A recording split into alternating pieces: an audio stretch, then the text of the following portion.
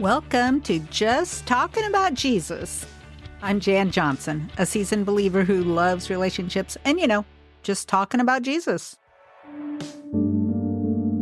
We went to go find it, and we did, and I just couldn't believe it, Jan. I had read about it for 3 years, and you watch videos, you see different things, different ministries and whatnot. And then I saw it, and I was broken. I was so broken, and I just kept telling God, Lord, what could I do? How could I set a girl free?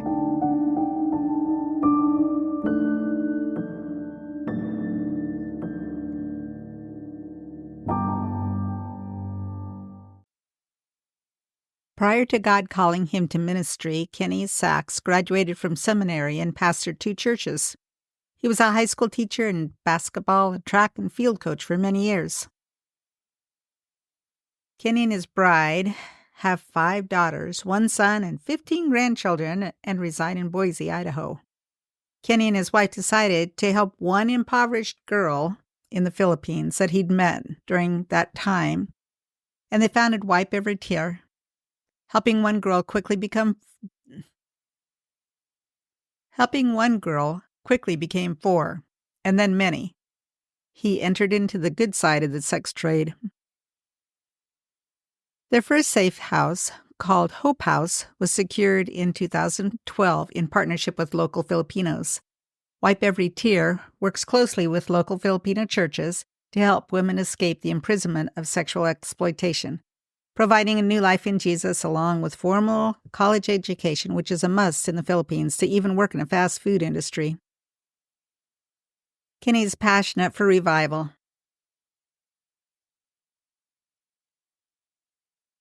Kenny is passionate for revival and seeing the kingdom of heaven invade the poor, hungry, destitute, and lovely women trapped in the sex trade. Believing the presence of God changes everything. Well, welcome everybody to Just Talking About Jesus. My guest today is Kenny Sachs. That's right. So good to be with you here, Jan.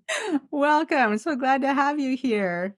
Your topic is just dear to my heart, and I'm not really sure why I feel that way so much, but I even wrote about it in I wrote a series of romances, and in one of them, I like to put something deeper than just, boy meets girl and has fun and has problems and, whatever. So I had included them being in Honduras and discovering a girl that was human trafficked. And so then they end up creating a safe house and whatever for her. So I'm going down that. And then the gal that leads our writing group has written a couple of novels for teens, about fiction, about somebody being trafficked and whatever too. So I guess I have a little bit of interest in that. But today we're going to talk about that, right? The real stuff, yeah. Real stuff. So how'd you get started in that? Oh gosh, I didn't go to college for it. You don't. Although I guess there is some kind of, at least there was a few years ago, there was a minor you could get at Moody Bible Institute under like sex trafficking or exploitation of women or something like that. But okay. Yeah, it's very interesting. So I went to seminary, and I graduated, and then I pastored for a few years, planted a church also. And then I just gravitated back to my original undergraduate degree, which was in education. So I was teaching at a high school here in Boise, Idaho, Christian high school, and bringing the kingdom into our classroom. And we ended up taking a mission trip. Been wanting to do a mission trip for a long time, take our kids to get them out to the world, and see what the rest of the world is like. And we did. And short story version is that we started doing that 2 out of 3 years. We'd take a break and we'd go 1 year with the guys, next year with the girls and volleyball. And I saw the sex trade. And I was just deeply broken. It was 2008. 2007, we took our first trip. 2008, I was online on my computer at home during Christmas break. And after having just come back that summer from the Philippines, and a pop-up came up and it said sex trafficking. And I thought, what is that? So I clicked on it it wasn't a, like a porno site or anything like that. It was just like from the, Which would make you wonder. yeah, right, exactly. And so I clicked and I thought, what is that? It probably had some little title like sex trafficking, what God's heart for the poor, whatever. I don't know what it was, but I clicked on it and I sat there for a couple hours or more. And I looked down at my laptop and there were tears on the keys of my keyboard. And Jan, I was broken. Yeah. Being a father of 5 lovely daughters and a son, and I have 16 grandchildren, and 12 of those are girls. Yeah. I It's just, unimaginable. it is, and I have a sister, of course, I have a mom, and the thought that I had no comprehension. I grew up in the 60s and 70s, and I remember as a kid, people talking about going to Russia, and they were, and 'cause I just remember this. They were trafficking blue jeans. I thought, what is trafficking blue jeans? Well, it was you could take an object, you could take blue jeans because blue jeans were outlawed in the, that's for the wild Westerners, so it wasn't even allowed in Russia. And they would take suitcases of blue jeans and I remember that. sell Yeah. them for hundreds of dollars. You buy Yeah. them, maybe, I don't know what they were then, $8 maybe, and then you'd sell it for $100. I remember $100, like tenfold profit or whatever. And well, that was my mindset. And I was also thinking of drugs. I know you can traffic you can take drugs and you can move them from here to there. But as I was reading that night with tears coming down my cheeks, I thought, how in the world can you take a person? How can you? I had no grid. How can you take a person and sell them? And then as I began to read, if it's drugs, it's one-time use. You move the drug from here to there, from Mexico to America, right? And it's used one time. You have to do it over and over and over again. With women, they use her over and over and over again. And my heart broke, Jan, just broke. And I told God, I remember that night saying, if there's just, if there's something I could do, like how could I be involved? What could I do to somehow get a girl free? That's Mm. how it all began. That's how it all began. What was in my heart. When you say that you saw sex trafficking in the Philippines, what did that look like? What did you see? Yeah. Well, going back to that night, it took me on a 3-year journey from 2008 to 2011, still teaching and coaching. And we had a girls' volleyball trip planned for 2011. And I've been sharing my story about what I've been reading with my kids in the classroom. You got a Christian school, it's evil, it's wrong. So you're sharing God's heart for the broken, the exploited. And my kids they were just intrigued with what I was telling them. And like, are you kidding me, Mr. Sack? They'd say or coach, how can this be? So I took my volleyball girls, you're meeting the weeks prior, the months prior, and we're in my room one day after school. And I said, hey girls, you want to go find the sex trade while we're in the Philippines? Yeah. High school kids. And a funny story, by the way. So I talked to all their parents. Parents went, thumbs up. We trust you. You've proven yourself here at our school. You take our kids to Washington, D.C. every year. I'd take the freshman class at the end of the year. And I was a trustworthy guy.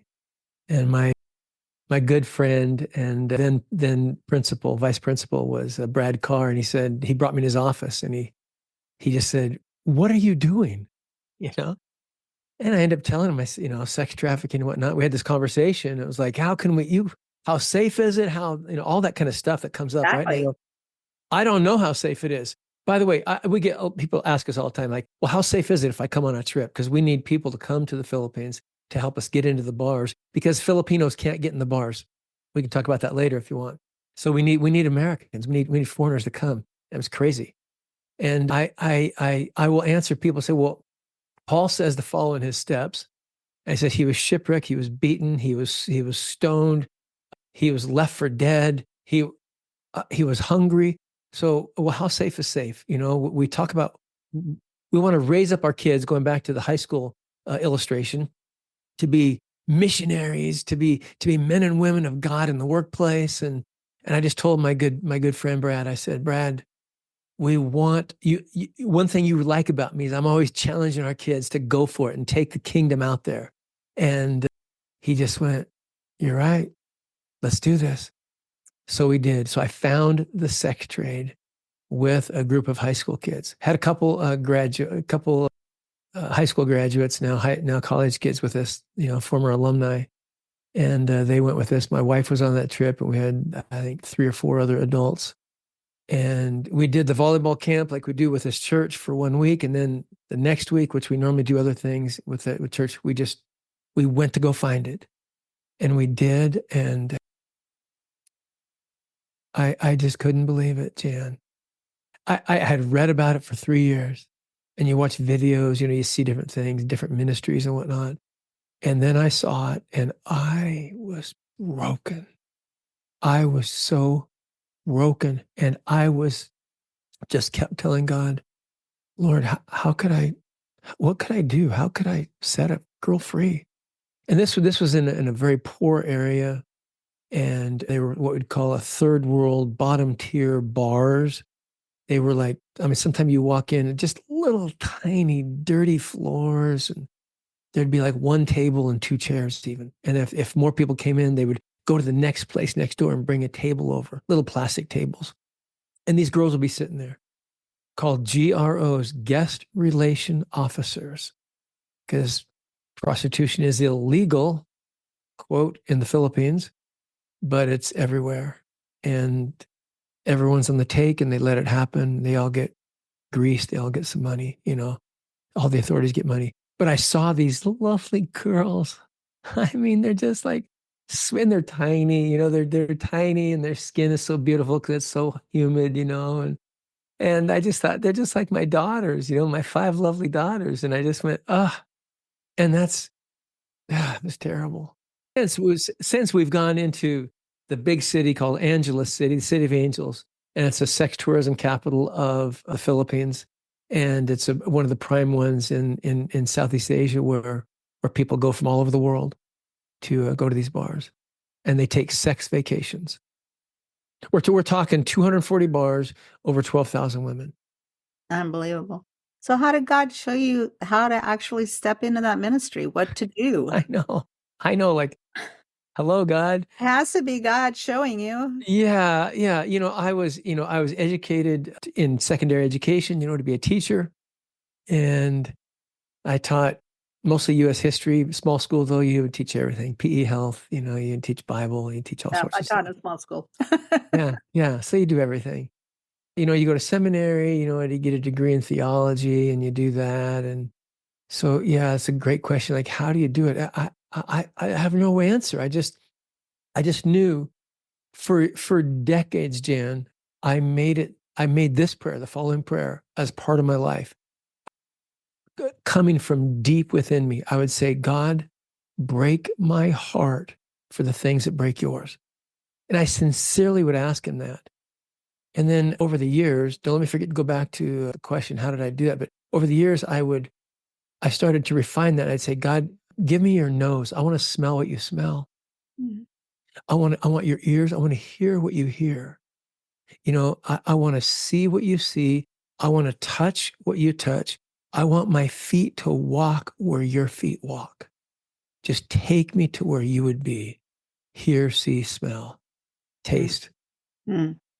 So I met a gal in the Philippines. Her name is Becky Angeles. And I came back, from that trip, and my wife was on that trip. And I said, I'd just be sobbing. I would have times of just crying, Jan, just broken. I was experiencing what I had prayed for, part of a little bit. Your prayer. A little bit of just a little bit of his heart, and I was broken. So we got a house, and then we hired this gal. I had no money, but God just kept providing funds for this, And my kids in my class put a jar on my desk one day, just set it right on my desk, and in class, and I said, "What's that?" And they go, "For your girls, coach, for your girls." That's how we started. Literally pennies, nickels, dimes, quarters, occasional dollar bill. I can still remember, Jen, the day I saw a $20 bill in there.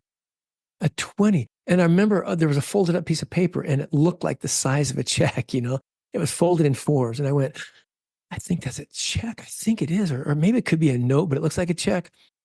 Bell rings, kids leave. And I pull it out and there's a check for like $100 from one of my parents. And that's how it all started. And so we didn't know what we're doing, you know, we just knew that God, you know, we have a just God. You know, I'm very simple. Even though I went to seminary and, you know, have a degree and all that kind of stuff, I'm just a very simple guy. In fact, my theology professor, one day in his office, I've just asked so many questions in class and in his office. What about this? I don't understand this. How? And he goes, "You are my practical theologian." Yeah. And I've never forgot that. That was back in that's probably about 1980. No, about 86, about 86. I graduated from college in 81, then I went to seminary. So it's about 86. And so I've thought about that. And I did become, I mean, that was like a prophetic word over me. I became a practical theologian.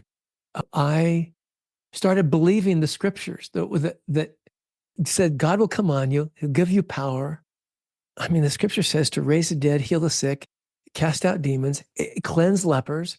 And you go, does that really mean me? Or are yeah, you talking about- exactly. And you know, Matthew 28 says, you know, to make disciples of all nations. And he says, and do all that I commanded you. And then that takes me back to Matthew 10, where it says, raise the dead, heal the sick, drive out demons, you know, cleanse lepers. And so much of all the scripture, do it, right? Do it. And I started believing it. And lo and behold, I would pray for people. They'd be healed. I go like, this is fun. This is like real. So I thought, okay, God, you love the poor, you love the exploited. I'm going to trust you. And we're still in that point of trust today. We don't have a bank account that's full. Every month we have just enough. And we're talking, you know, we send $25,000-$30,000, depending on the month, to the Philippines. And you go like, $30,000 a month, and that doesn't do our Boise office, our international office here in Boise, Idaho. You add another 12 to 15,000. It's a lot of money and God just does it. It's God's economy. It's God. Yeah, it is. It is. He owns it all. Going to provide. He just owns it all. And so we didn't know what we were doing, but I just knew that I wanted to get girl out of the bar into a house. We rented a house, safe house. And we started with 4 girls. We got 4 girls in 3 months. And and in the Philippines, if you don't have a college degree, you can't work at McDonald's. Mm-hmm. And so you can't work at Burger King or any kind of fast food, Dairy Queen or any fill in the blank. Oh. And so we thought, okay, we want to educate them and we want them to encounter the real God of the universe manifested in his son, Jesus, right? And so we did. And that's what we've done all these years. That was 12 years ago. So tell me why is a girl drawn to this? How does that actually happen? Great question. That's a really good question. It's not like Hollywood. You know, Hollywood does a good job of, you know, men driving up in a van that's all blacked out and they grab a girl on the street and they pull her in the van and they take off, never to be seen from again. Does that happen in America, in the world? Yeah, yes, it does happen. I know there are documented cases where that happens, but the majority, well, I'm talking like in the world, the majority of sex trafficking, like 99% of it, is exploitation of vulnerability. So let me unpack that. You're vulnerable because of your poverty. So you're in Southeast Asia. You're living in the province, we'd say in the countryside, you know, many islands away, and it's very poor. There are not many jobs. People are hungry. It's just not very good. And traffickers come through, or sometimes traffickers will go to family members and say, if you can bring us girls, we will pay you money. We'll give you a finder's fee. Used to be 1,000 pesos, which would be $100. They'd get $100 for delivering a girl to the said place in Angeles City. So they would come and they talk to these girls and they go, yeah, we're recruiting waitresses and you know, hospitality and, you know, name everything in the tourism industry, what they need, right? Guest relation officers and all sorts of things, you know. And so they would, oh, I don't have a college degree. Oh, that's okay. We have such a need. So it's a supply and demand issue. Oh, wow. And every girl I've talked to, they're very excited. They're so excited. The trafficker isn't like a, guy with sunglasses and smoking a cigarette. It's just people. It's just people. Yeah. And they say, and they give them money a few days later or weeks later, make sure and bring your paperwork, bring your birth certificate, everything like that. They bring all that. They show up. And here's the story of one of our girls. This particular story is true, accurate, and with many girls. And she shows up and she said, so they let me sleep. It took her 72 hours to get there. Bus, boat, Mm-hmm. tricycle, they call it tricycle, motorized tricycle, motorbike, Jeep. And so it took her 72 hours to get there. And she said, so they gave her 1 day's sleep, and they said, meet at this address, gave her an address. She went to this address, and it was on the walking street, it's called Fields Avenue, where there's all these bars. And they met early in the day. And she said, why am I meeting in a bar? And they told her, oh, you've got here too late. All those jobs are taken, but you owe us money. So now you have to work it off. Yeah. And so in this case, I remember her. She looked at me and they call me Lolo, which is grandpa, Lolo coach, tears streaming down her face. Lolo, they pointed to a box of bikinis and they said, go grab a bikini and be out here at 5 o'clock. By the way, Jan, she was a Christian and she was a worship leader. Wow. And I've met many Christians in these bars. And she's sobbing when she told me the first time there's her story, sobbing. And now you're trapped. Now you owe money. You owe money. That's how they get there. It's really the ultimate scam. That's how a scam works. You take somebody It is. vulnerable, you promise something that's going to get Yeah. them a fix or something like that. You fall for it because, Yeah. finally something's going to happen. And It's so evil. It is so demonic. It is wretched. And so over the years, we'd say, I just simply want to make wrong things right. That's that simplicity, practical theologian. what's the average age of the girls? Is there an average age? We see a lot of 18-year-olds. You have to legally be 18-year-olds and in these bars, you're hired as a dancer. Mm. You have to be 18. So you have to have ID. Sometimes they have fake ID. They could be 16 or 17 or younger. But we find a lot of 18, 19, 20, 21, 23, 25, and we get 27, 28, we get 30s. They'll see be in the 40s also. Yeah, but a lot of young girls.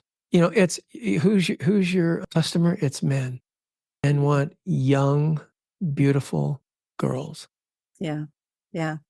And so how did you lure your first gal into your safe house? Yeah. Well, we had a relationship with these 4 girls and that were working in the bars through a series of events. And we just offered them, a place to come and do what we do. And they came.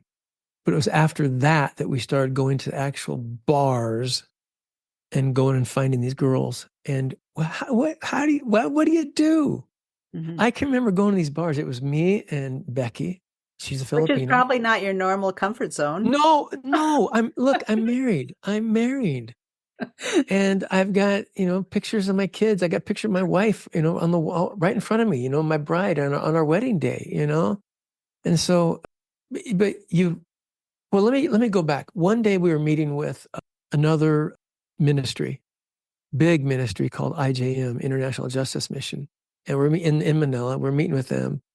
And we're meeting with a social worker from DSWD, which is the welfare department in the Philippines.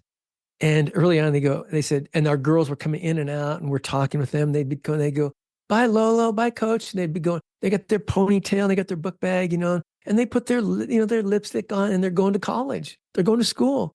And sometimes they come and give you a hug, and it's like we're a family. And then they go, where do you get your girls? Who refers your girls to you? And I go, refer? No one refers them. And they go, well, how do you get them? I go, we go to the bars. And these women, they both went, you do what?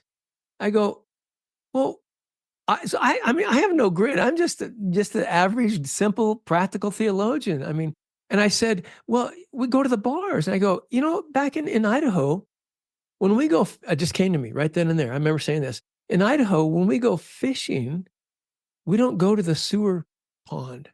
Yeah. We go to where the fish are. Yeah. And they went, we've never heard of anybody doing this. Okay, but think about it. Like, I don't know if you watch it Chosen, but the very first episode, where does Jesus go? To the bar to find Mary. You know what? They make him so real. It's God with skin on, right? Right. Here's Jesus, and you know what? And this is not to make myself look good or anything. I'm in a place of humility, but I say, oh God, I want to look like Jesus. I want to, I mean, going back to God, give me your heart, break my heart, God, for the things that break yours. God, help me to, when I walk, that you would be so radiant in my life that these women and the men in the bars and the owners and the bouncers and the mama sans, which they're the managers, like the pimp managers, when I walk into a bar, the atmosphere had better change. If the scripture's true, Jan, if the scripture says that when you believe, when you come into relationship with God, Holy Spirit now comes and he resides in you. The veil has been torn. He has no home in a temple anymore. We now become the temple. If it's true, Christ in you, Jan, the hope of glory, and it is, then when you and I walk into Walmart, the atmosphere must shift. Ooh. And so I literally, when I go into Walmart, I am regularly saying, okay, God, here I am. I'm walking, I just parked. I'm going down the pavement and I'm walking in and sometimes I'll go, dun, da, da, da, you're here. Yeah. You're here. And that's how we go into the bars. Yeah. Yeah. And we talk to them. We talk to them about what we can do, how we can help them. In the early days, the Lord really directed us, said, be quiet about me. He said, in fact, he said, now, really, would he say, don't mention my name? I'm telling you, God said, don't mention my name in the bars. I want you to, he said, it's easy to talk about me. It's another thing to be me. Acts says that they were first called Christians in Acts chapter 7, maybe 11. It said they were first called Christians,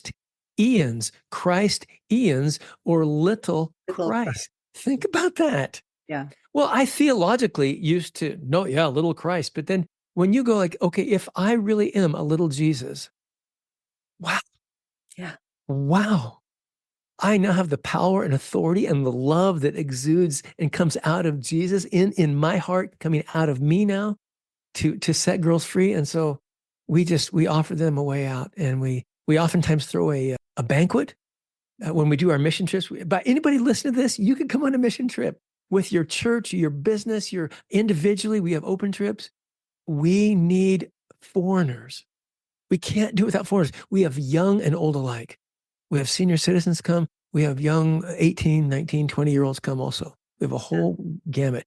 We had a mission trip recently where a family here in Boise, Idaho, some very dear friends, Boram and Ji An from Korea. They live in America now, American citizens. They brought their 2 little children. Mm-hmm. And then we had another family bring their children. And walking in that street during the day, we're handing out, we give food to the girls. We do a hot meal distribution, and anybody can come. But so we offer them, we say, we have these little cards, banquet on this day at 10 o'clock in the morning. And we've had as many as 200 girls come to these banquets.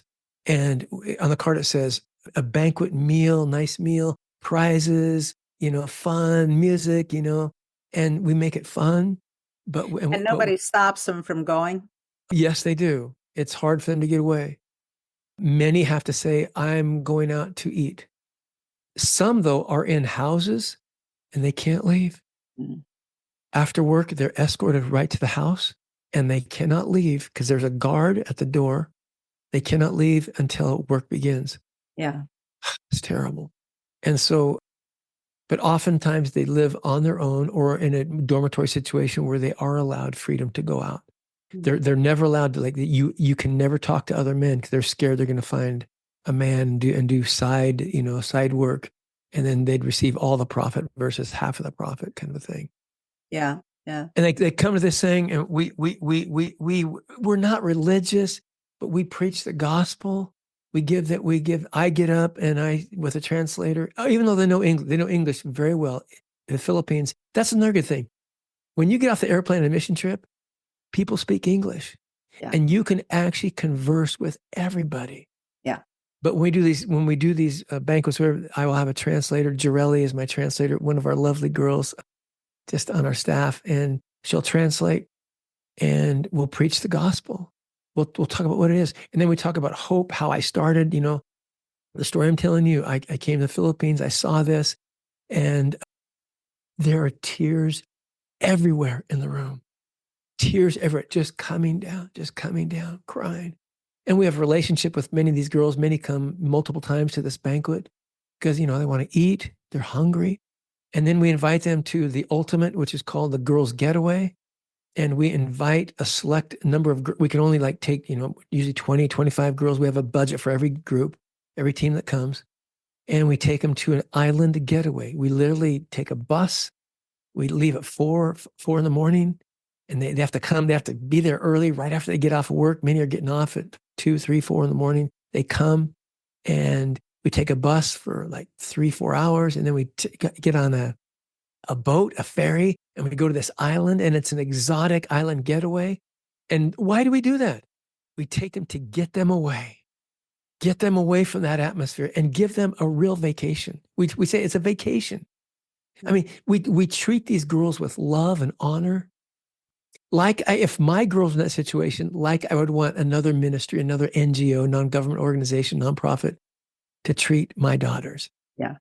And we get 3 meals a day, and we let them sleep. They're tired, so we let them sleep a lot. We have fun. We snorkel. We do all sorts of things. We just treat them well. And during that time, they hear testimonies from girls that used to be in the bars who are now in our care or graduates, and they talk about the hope that lies within them. Wow. That there is hope, freedom, and future should they have the fortitude and the guts to okay, I'm going to do this. Yeah. I'm going to do. Yeah. Yeah. So we're almost out of time here. Could you tell me the scope of your ministry now? Yeah. Wipe Every Tear. We're at wipeeverytear.org. People can find us on Facebook and Instagram. We, our goal is to just rescue more and more girls and see them graduate from college and encounter Jesus. And, if you're interested in a mission trip, like I said earlier, give us a call. My phone number, people say, don't do this. Well, you know what? By the way, 67 years old, I don't want to retire and play golf. I want to do the kingdom until I can't anymore. But my phone number, 208-866-1967. Call me, or you can call us at our office. You can look us up online, wipeeverytear.org.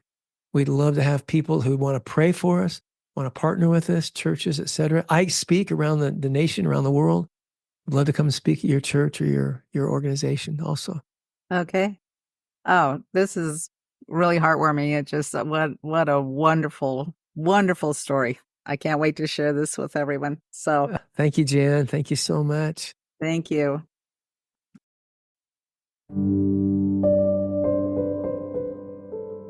Wow, what a ministry. I just don't even have words for how Kenny has been able to affect the lives of so many girls and women. When God puts a calling on your heart, it takes bravery sometimes to walk it out. But look at what he's done. One step at a time, listening to what God's calling him to be. I want to leave you with Revelations 21:4. He will wipe away every tear from their eyes. You can find Kenny at wipeeverytear.org and on Facebook and Instagram. I'll put those links in the show notes. I look forward to hearing from you. You can text me at the top of the show notes. There's an opportunity to do that. And I hope your week is totally blessed.